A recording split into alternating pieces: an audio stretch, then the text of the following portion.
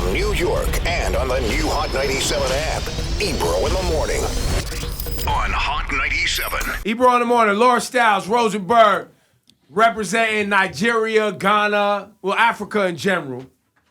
Mr. Eazi's on the program. Give it up for Young Banky Line. Zagadat. Young Zagadat. Yo, what's going on, bro? Everything nice, man. So last time we had an in-depth convo, which was at Apple. I couldn't get you to claim Nigeria or Ghana. You said both. Yeah. What is it now? It's Nigeria. Nigeria.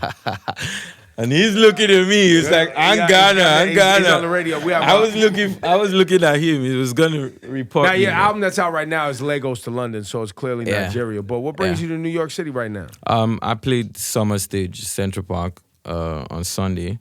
And then I just stayed back to do some press for like EmPawa and Mr. Eazi, you know, because I dropped new single and then the new song with Balvin and Bad Bunny. Yeah, you're on the Oasis album. That, yeah. So it's been busy. I've had my busiest week. I've never done like press every day ever in my life.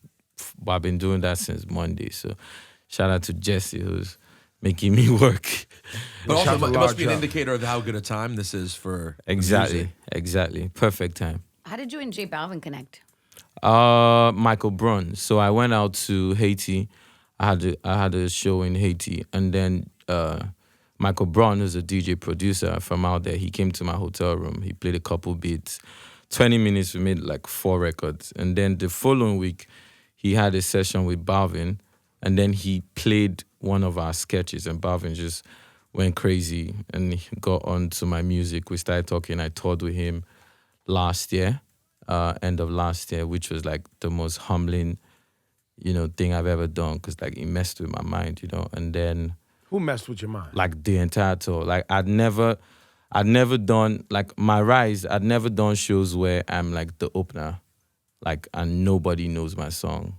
So doing that in like a foreign country, doing that in America, and it was not like, only were you, but also his shows are mostly in Spanish. Yeah, and it's like 15,000 people plus, and like I had to experience that. So I'm like, wow. So this is how people feel when they open for me, and then the key thing was Balvin will come out and watch me perform. So that even taught me because usually when the openers are opening for me, I'm just backstage chilling. But he will come out to watch me. He will say, "Yo, you guys turn up the lights, increase his sound." He was helping out. Yeah, it was. You know, he was helping out, and that friendship just turned to collaboration. So we're working on a couple of stuff, and this is one of them. So will there be more Mr. Eazi, J Balvin? Yeah, more. Like I was even talking to him yesterday. He's now like my A&R because I sent him something, and I was like, "Oh, who do you think will sound good on it?" He's like, "Yeah, don't worry, I'll find somebody." And then he introduces me to like more music. He's like, "You're Latino gang." So I changed my Instagram to Latino gang members. Do you speak Spanish? No, but I sing. I've been singing like some Spanish, you know, Sky, shout out to Sky, Balvin, like they just help me. And Michael Brun understands some. And Michael Spanish Brun as well. lives out here in Brooklyn and in Haiti. Young kid, dope. Put out a record and just put out an album called what was it, Bio? Yeah, Local was the Yeah. name of the album. And got a J Balvin remix that became like the FIFA World Cup like anthem. Oh wow. Not World Cup, no, one of their cup. FIFA World something. Yeah. It was a FIFA anthem, but it was a big deal. Yeah. Now your EmPawa program, you're helping artists in Africa right now.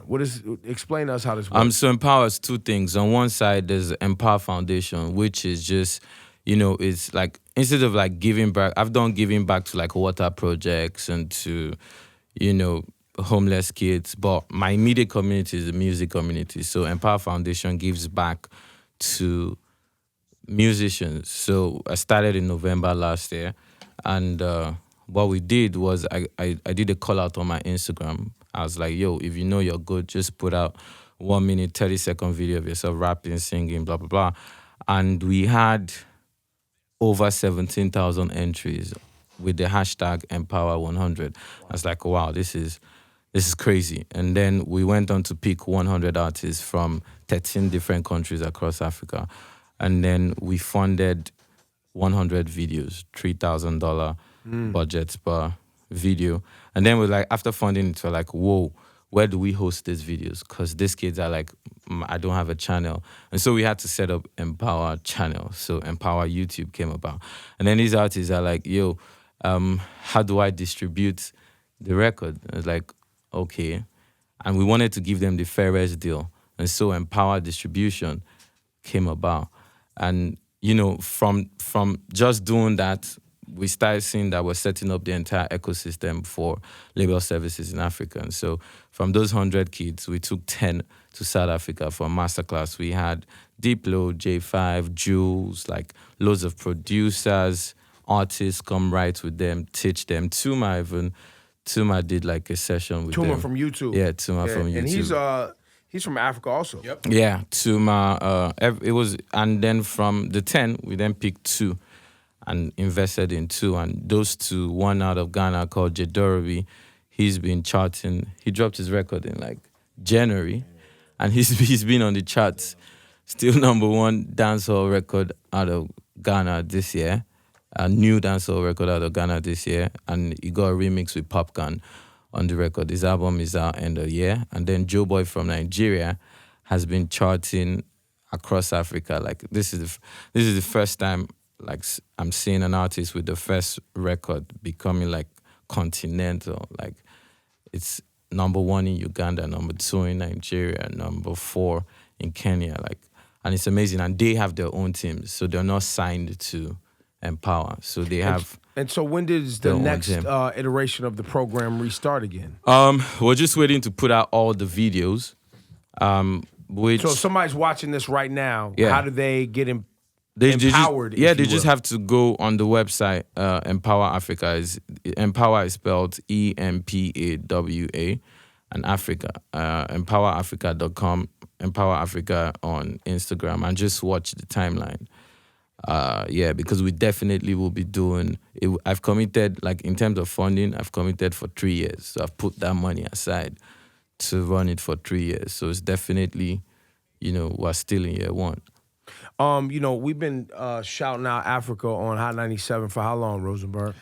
How long has it really been since I started? Africa? Since I started just going like playing Afrobeat and playing records. A year and a half, 2 years. I don't know. Maybe 2, right? 2 2 years? He wants to add another year. I don't know. 4. I say about a year. No, I think a year and a half. You don't think a year and a half? Shout out to Africa. Oh, specifically. no. The Afrobeat playing. I like you. You're like, no, let's go. It's like reducing it.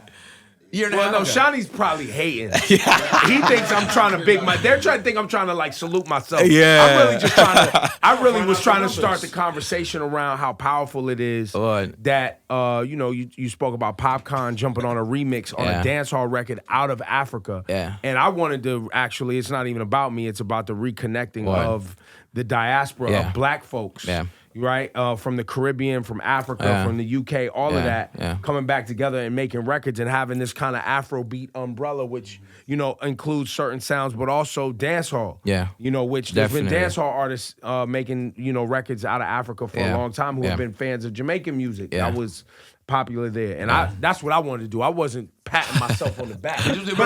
But my arm, it gets tired. It gets tiring. I can do it. No. It can happen. But are you experiencing that as well? Are you seeing the communication open up more, the willingness to collaborate? Yeah, definitely. In the last 2 years. Oh, since I started. Yeah, since you started. Oh, you changed the game, bro. You changed the game. Wow, you only lasted 5 minutes. He knows there's gonna be a blog post now saying Mr. Eazi says Ebro changed the game. Whoa, and then I'll be in trouble.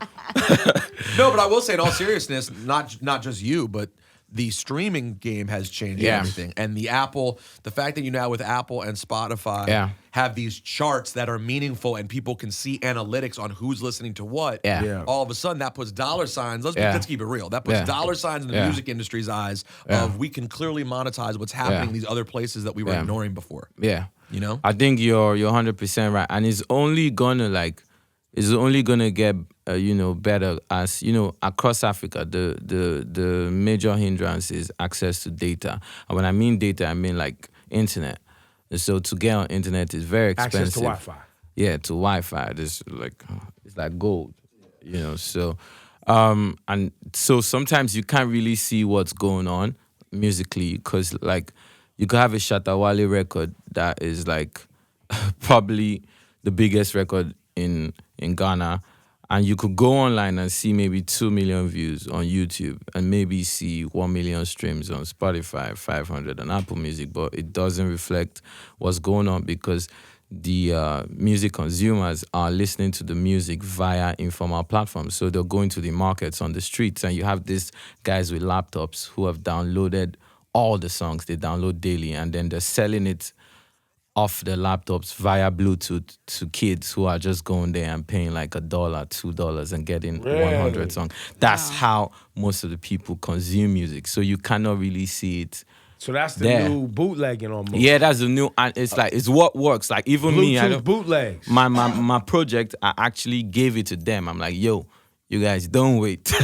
Take this project. It's marketing for me. Like that's how you that's get how it. The DJs used that's to how do you mixtapes in the city. You know, that's how you get it to the and like what EmPawa is doing. Like yesterday, yesterday I just finalized and paid the biggest network in Africa, MTN, such that kids can then go on the EmPawa YouTube channel and watch a video at 0 data cost. So once I roll it out, you'll be able to. These kids can just go watch videos for free, because it's not about paying, it's about and like Wi-Fi. paying The lack of Wi-Fi in Africa is more political than anything, right? Because I know that a lot of times countries in Africa try to hide what's happening on the ground sometimes, and they don't want individuals being able to share the truth about government corruption. But is it like the only place I've been that I experienced something like this was Cuba? Yeah. Where it's like you can buy like a kind of like a calling card, Yeah. and then you go to certain places like the parks that It's not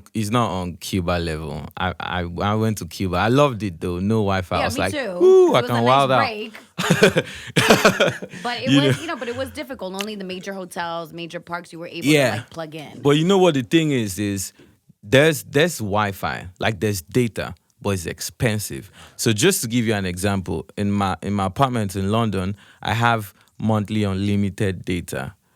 In my apartment in Nigeria, I have 20 gigabytes a month, 10 or 20 gigabytes. Now, my Wi-Fi in Nigeria is more expensive than my unlimited data in London. So there you go. Like before J-Dorby started, like the artist from Ghana, before he started doing shows, I would only be able to reach him in the evening because he's on a nighttime data plan.